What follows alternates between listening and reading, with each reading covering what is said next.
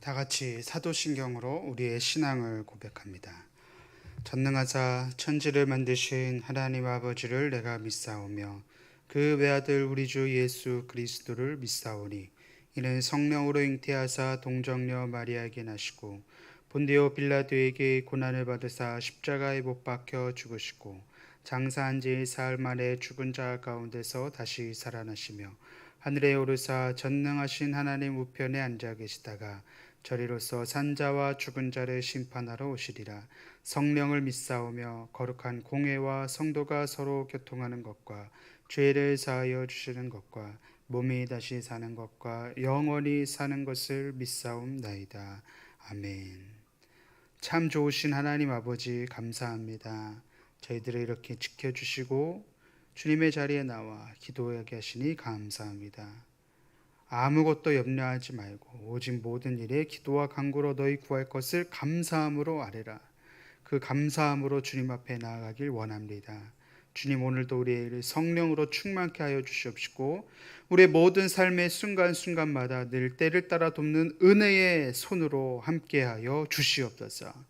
우리가 이 시간 주님의 얼굴을 뵙기를 원합니다. 성령으로 충만한 기름 부으심으로 우리에게 함께하여 주시옵시고 이 속히 코로나19가 종식될 수 있도록 더 이상 확산되지 않도록 주여 방역당국과 모든 의료진들에게 함께하여 주시옵시고 모든 국민들이 협조하고 한마음으로 이 국난을 극복할 수 있도록 지혜를 베풀어 주시옵소서.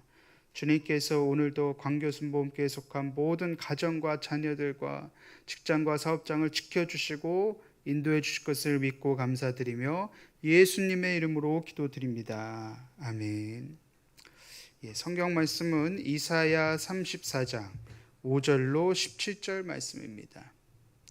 제가 갖고 있는 성경 구약 1007페이지에 있는 이사야 34장 5절로 17절 말씀을 봉독하겠습니다. 여호와의 칼이 하늘에서 족하게 마셨은즉 보라, 이것이 에돔 위에 내리며 진멸하시기로 한 백성 위에 내려 그를 심판할 것이라.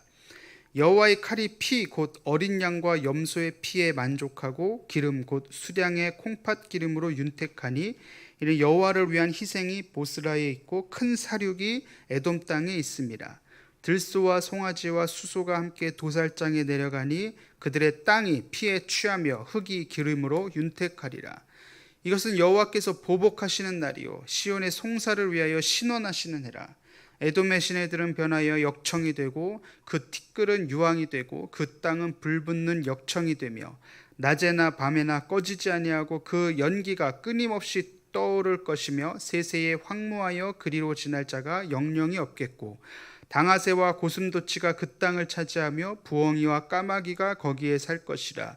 여호와께서 그 위에 혼란의 줄과 공허의 추를 들이우실 것인즉 그들이 국가를 이으려 하여 귀인들을 부르되 아무도 없겠고 그 모든 방백도 없게 될 것이요 그 궁궐에는 가시나무가 나며 그 견고한 성에는 엉겅퀴와 새품이 자라서 승냥이의 굴과 타조의 처소가 될 것이니 들짐승이 이리와 만나며 숫염소가 그 동류를 부르며 올빼미가 거기에 살면서 쉬는 처소로 삼으며 부엉이가 거기에 깃들이고 알을 낳아 까서 그 그늘에 모으며 솔개들도 각각 제 짝과 함께 거기에 모이리라.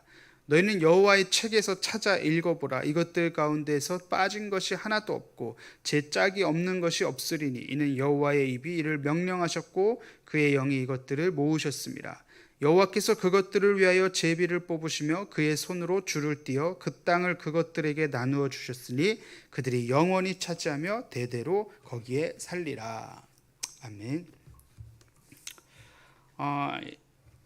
이사야 34장에 보면 동물의 왕국처럼 많은 동물들이 나오는데 갑자기 이게 무슨 얘기인가 잘 이해가 되지 않을 수도 있습니다. 근데 이 34장은 에돔에 대한 하나님의 심판을 말하고 있습니다. 에돔에 관한 하나님의 심판. 근데 이사야서 전체에서 이방 나라들, 다른 민족들에 대한 신탁은요, 우리가 13장서부터 24장까지 다 봤어요. 거기에만 이방 나라들의 신탁들이 기록되어 있으니까 오늘 우리가 살펴본 에돔도 사실은 그 전에 다 나왔습니다. 그러니까 이 부분은 사실은 거기 기록되어 있는 것이 더 자연스러운데 이른바 갑툭튀죠. 갑자기 툭 튀어나온 것이죠. 그것은 우리가 내일 살펴볼 35장과 대조적으로 보여주기 위한 것이에요. 35장에 무슨 내용이 나오냐면은 유다의 회복에 대한 약속이 나옵니다. 우리가 그것을 내일 살펴볼 것인데, 이 유다의 회복을 더 극적으로 대조적으로 보여주기 위해서 에돔에 관한 심판을 기록한 것인데요. 이 말씀엔 또한 우리가 그 35장에 나오는 회복의 말씀을 기억하면서 성경을 읽어야 한다는 것이죠. 에돔에 관한 심판이 5절부터 15절까지 나오는데, 하늘에서 여호와의 칼이 에돔 위에 내려오고 이 진멸하시기로 작정한 백성들 위에 그 칼이 내려옵니다. 이 31장에서도 하나님의 칼이 하늘에서 내려오지만, 이 31장에서 내려오는 칼은 예루살렘을 보호하시기 위한 칼입니다. 하나님의 심판, 하나님의 칼은 죄인들에게는 심판과 보복의 칼이지만, 끝까지 믿음 지키고 진심 어린 회개로 하나님께 돌아온 남은 자들에게는요, 우리들을 보호해 주시는 칼, 억울함을 풀어주시는 칼, 모든 것을 회복시켜 주시는 칼이 된다는 것이에요. 하나님의 심판의 때에 진노의 칼이 아니라 우리를 보호해 주시는 칼로 맞이할 수 있는 그러한 저와 여러분 되시기를 주님의 이름으로 축복합니다. 그래서 에돔 사람들이요, 마치 제사를 위해 잡는 희생 동물처럼 사륙을 당합니다. 굉장히 잔인한 표현이 계속 나오죠. 큰 사륙이 에돔 땅에 있을 것이다. 그들의 땅이 피에 취하며 흙이 기름으로 윤택하리라. 그러면서 8절에 보시면 이런 말이 나와요. 이것은 여호와께서 보복하시는 날이요 시온의 송사를 위하여 신원하시는 해라. 여러분, 왜 하나님이 보복하셔야 할까요? 여러분, 보복이 하나님과 어울리는 말이라고 생각이 드십니까? 언뜻 생각하면 어울리지 않는 말처럼 여겨지죠. 그러나 여기서 우리는 한 가지 중요한 사실을 알아야 합니다. 성경에 보면 원수 갚는 것이 내게 있으니 라는 말이요, 히브리서 10장 30절이 나옵니다. 제가 한번 읽어볼까요? 원수 갚는 것이 내게 있으니 내가 갚으리라 하시고 또 다시 주께서 그의 백성을 심판하리라 말씀하신 것을 우리가 아노니. 즉 내가 갚으리라.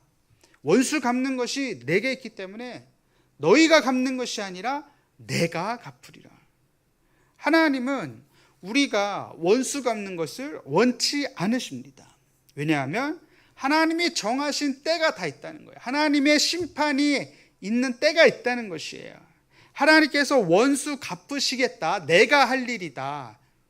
그것 때문에 그렇습니다. 그래서 우리는 원수 갚는 것이 내게 있지 아니함을 우리가 깨달아야 합니다. 하나님께 있다. 무엇이요? 원수 갚는 것만은 하나님께 있다는 것이죠. 그것을 인정하고 그 말씀 그대로 원수를 내가 갚으려고 하지 말고 모든 것을 다 하나님께 맡겨야 한다는 것이죠. 그러니까 우리는 오직 기도와 간구와 또 감사로 살아가야 한다는 것이죠. 여러분 한번 생각해 보세요. 인생 살아가면서 모든 원수를 다 내가 갚으려고 한다면 아마 그 인생은 파국으로 치닫을 것입니다. 그래서 그리스도인들은 원수 갚는 사람들이 아니에요. 그리스도인들은 원수를 사랑하고 축복해주고 선으로 악을 이기는 사람들입니다. 이런 얘기하면은 어떻게 그렇게 살아요? 또 그렇게 말씀하실 수도 있겠는데, 우리가 차라리 하나님께서 갚아주신다는 사실이 차라리 우리들에게 더 낫습니다. 내가 갚으려고 할 때는 그 증오와 그 분노를 사실은 우리의 영혼을 병들게 하기 때문이에요. 그래서 오늘은 우리가 이 본문에 나오는 여호와께서 보복하시는 날이 있다, 이 말씀을 읽으면서 하나님께서 갚으실 것이라는 것을 깨닫고 반드시 하나님께 맡길 수 있는 믿음이 있기를 바랍니다. 그러니까 괜히 원수 때문에 시험 들 필요도 없고, 원수 때문에 스트레스 받을 필요도 없고, 원수 때문에 미워할 필요가 없습니다. 왜? 하나님께서 다 갚아주실 것이기 때문입니다. 사실은 이 에돔이라고 하는 나라는 유다와 형제 국가죠. 유다가 아수르에게 침탈당하고 바벨론에게 멸망당할 때 그 기회를 틈타서 유다 백성들을 잡아가지고 인신매매를 했던 사람들이에요. 그게 오바댜라는 성경에 그대로 기록되어 있습니다. 그러니까 사람에게 할 짓이 아니죠. 사람이 같은 사람에게 해서는 안 될 짓을 한 것이죠. 그래서 때리는 아수르보다 옆에서 이득을 취하는 에돔을 향한 원망과 징후가 훨씬 더 컸을 것입니다. 그만큼 형제 나라 에돔을 향한 증오심, 유다의 증오심은 매우 깊었던 것이에요. 그런데 하나님께서 내가 갚아줄게, 내가 보복할게, 얼마나 마음이 시원했을까요? 그러니까 이게 바로 신원이에요. 신원. 우리의 억울함과 분노를 하나님이 다 갚아주시고 풀어주신다. 그래서 에돔을 향한 하나님의 심판은요, 곧 우리를 위한 정의를 세우시는 것이에요. 하나님이 칼을 휘두르고 막 내가 보복할게, 이것은 곧 사랑하는 그의 자녀들, 그의 백성들을 위한 정의를 행하시는 그 하나님의 일하심이라는 것을 우리는 깨달아야 합니다. 우리도 마찬가지예요. 우리를 둘러싸고 있는 모든 원수들, 저 원수, 그런 사람들이 있어요, 없어요? 살다 보면 그런 사람들 만나게 되죠. 근데 그리스도인들 결국은 하나님께서 내가 정직한 자로 살아갈 때, 공의로운 판결과 공의롭게 행하는 자로 살아갈 때 하나님께서는 우리를 위해서라도 정의로운 판결로 갚아주신다는 사실을 우리는 깨달아야 합니다. 그래서 본문에 나오는 하나님의 보복은 결국은 하나님의 공의와 정의의 또 다른 표현이라는 것이죠. 불법을 행하는 자들에게는 징계를 통해 그 불법을 상쇄하고 해소해야 합니다. 그래서 신원도 신원도 우리의 억울함을 갚아주시는 것이에요. 그래서 하나님의 공의로운 이 보복을 통해서 하나님이 세우신 정의와 공의가 이루어지는 것입니다. 근데 우리가 사실은 살면서 정의가 이루어진다고, 마침내 정의가 승리할 것이다라고 하는 말은 많이 우리가 하지만 실상 그러지 않을 때가 얼마나 많습니까? 승리하기는커녕 오히려 불의한 사람이 더 뻔뻔하게, 더 득세하고, 불의한 사람이, 잘못한 사람이 더 큰 소리 떵떵 거릴 때가 얼마나 많습니까? 그럴 때마다 우리의 마음이 사실 더 억울하죠. 분하고, 왜 저러나, 하나님 어디 계시나. 우리는 하나님 어디 계시나 그러는데 세상 사람들은 귀신은 뭐하나, 저것들 안 잡아가고 그럴 때가 얼마나 많아요. 그럼에도 불구하고 우리 그리스도인들은, 특별히 오늘 이 이사야 34장을 통해서 이 말씀 그대로 하나님의 심판은 반드시 이루어진다, 이 말씀을 믿으시기를 예수님의 이름으로 축복합니다. 그래서 본문 16절에 보시면 여호와의 입이 이를 명령하셨고 그의 영이 이것들을 모으셨습니다. 이게 무슨 얘기예요? 하나님의 입이 명령했고 내 입에서 떨어진 말이고, 또 하나님의 영이 그것을 모으신다. 이것은 무슨 말이에요? 하나님이 하신다. 하나님의 의지는 반드시 이루어진다는 것이에요. 우리에게 그것을 말해주고 있는 것이에요. 모든 죄악에 대해서 에돔처럼 진멸을 당할 것이고 심판당할 것이고 완전히 폐허가 된 것처럼 하나님의 심판은 1.1에 또 변함없이 이루어지실 것이다. 정의를 세워주실 것이다 라는 것이죠. 그래서 하나님께서 우리의 모든 억울함을 풀어주시고 신원해 주시고 나에게 불의를 행한 모든 자들에게 영원한 심판을 받게 하실 것이라는 사실을 믿으시면서 그것이 우리를 향한 정의이면서 동시에 우리를 향한 사랑입니다. 하나님께서 우리를 그렇게 사랑하신다는 것이죠. 그래서 억울할 때, 원수가 나에게 해코지할 때 그때마다 하나님께 그냥 맡기세요. 하나님 모든 것을 다 맡깁니다. 그것이 하나님을 믿는 절대 의존의 믿음의 고백인 것입니다.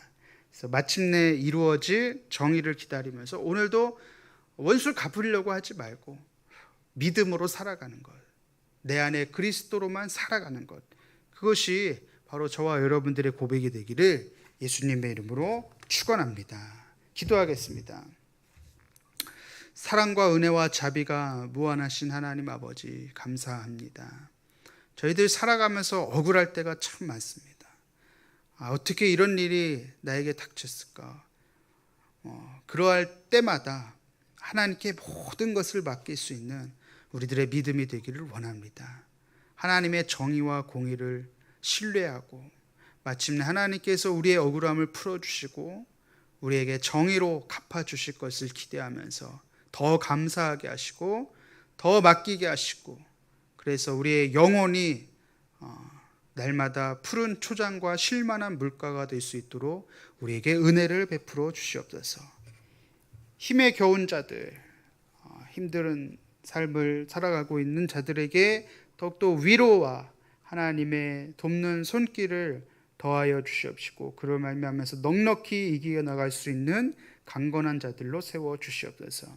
특별히 기도하는 것은 우리 광교순복음교회에 속한 모든 직장과 사업장을 축복하여 주시옵시고 경제가 어렵고 위축될수록 하나님 도우심의 손길로 말미암아 더 많이 번성하고 더 많이 충만할 수 있도록 하나님 채워주시는 영광의 그 풍성한 은혜가 있게 하여 주시옵소서. 또한 저들이 속한 가정의 자녀들을 지켜주시고 오고 가는 발걸음을 또한 하나님께서 함께하여 주시옵소서. 모든 것 감사드리오며 예수님의 이름으로 기도드립니다. 아멘. 하늘에 계신 우리 아버지여, 이름이 거룩히 여김을 받으시오며 나라가 임하옵시며 뜻이 하늘에서 이루어진 것 같이 땅에서도 이루어지이다. 오늘날 우리에게 일용할 양식을 주시옵고 우리가 우리에게 죄지은 자를 사하여 준 것 같이 우리의 죄를 사하여 주시옵고 우리를 시험에 들게 하지 마시오며 다만 악에서 구하시옵소서. 나라와 권세와 영광이 아버지께 영원히 있사옵나이다. 아멘. 우리 간절한 마음으로 주님 앞에 주여 삼창하시고 기도하시도록 하겠습니다. 주여, 주여, 주여. 살아계신 아버지 하나님 감사합니다. 오늘도 우리를 성령으로 충만케 하시고 그 영광의 풍성한 긍휼대로 아버지 하나님 우리를 채워주시옵소서. 누르고 흔들어 넘치도록 채워주시옵시고 들에 나가도 복을 받고 성배에 나가도 복을 받는 하늘의 신령한 복과 땅의 기름진 복으로 충만케 하여 주시옵소서.